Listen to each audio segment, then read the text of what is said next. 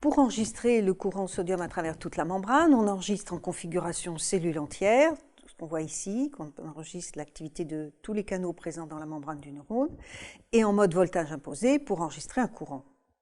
Si on fait un saut de potentiel de moins 80 mV à moins 30 mV, donc c'est un saut de potentiel dépolarisant, on voit qu'on est au-dessus du seuil d'ouverture du canal sodium, puisque ce seuil était vers moins 50, et on enregistre en réponse à ce saut de potentiel un courant qui n'est plus un courant rectangulaire, mais qui montre une phase descendante, un pic, et une phase ascendante. Il s'agit d'un courant entrant, négatif, il s'agit d'un courant entrant de charge plus, et si on veut vérifier qu'il s'agit d'un courant sodium, on applique de la TTX, et à ce moment-là, le courant disparaît complètement. Ce courant représente en fait la somme de courants unitaires qui se sont ouverts les uns après les autres et devenus très lisses, mais en fait ce sont des ouvertures les unes après les autres, comme ça, de très nombreux courants qui font la partie descendante, et après il s'agit de l'inactivation progressive des canaux qui fait la partie ascendante.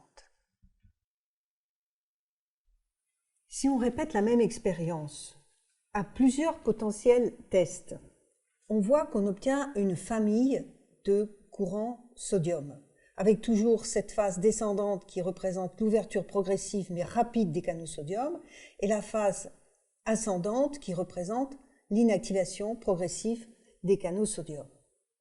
On peut tracer la courbe IV qui correspond à l'expérience ici de gauche. Regardons d'abord le potentiel d'inversion ici, qui n'est pas tout à fait le potentiel d'inversion calculé pour les concentrations sodium extracellulaires et intracellulaires. Ici, on est à plus 30 mV. Regardons maintenant la courbe et sa forme en cloche. Pourquoi est-ce qu'on a cette courbe en cloche alors que vous vous souvenez que pour le courant unitaire, on avait une courbe linéaire?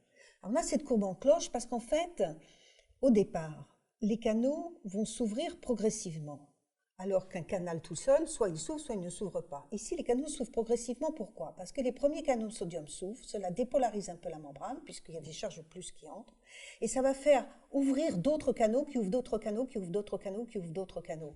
C'est comme quand on met le feu aux poudres, tout d'un coup, tout s'enflamme. Ça va très vite, mais malgré tout, c'est progressif.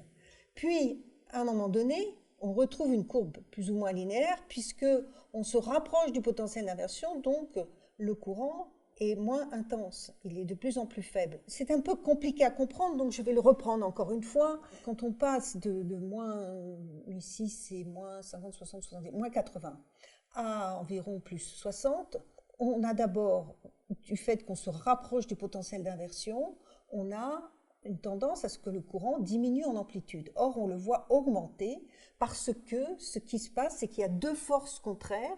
La première, c'est l'ouverture progressive des canaux sodium, et la deuxième, c'est la diminution de la driving force, de la force électromotrice. Mais c'est l'ouverture progressive qui l'emporte et ça fait augmenter le courant. Et puis ensuite, quand tous les canaux de la membrane qui sont ouvrables sont ouverts, eh bien, il n'y a plus que la force électromotrice qui diminue et qui fait diminuer le courant. Ce courant sodium total sous-tend la phase de dépolarisation du potentiel d'action parce que c'est un courant entrant de charge plus. Ça fait dépolariser la membrane et ça la dépolarise brusquement parce que les canaux s'ouvrent extrêmement rapidement et brusquement. Puis tout d'un coup, quand ils sont tous ouverts, ils s'inactivent et on va avoir la phase de repolarisation qui va commencer.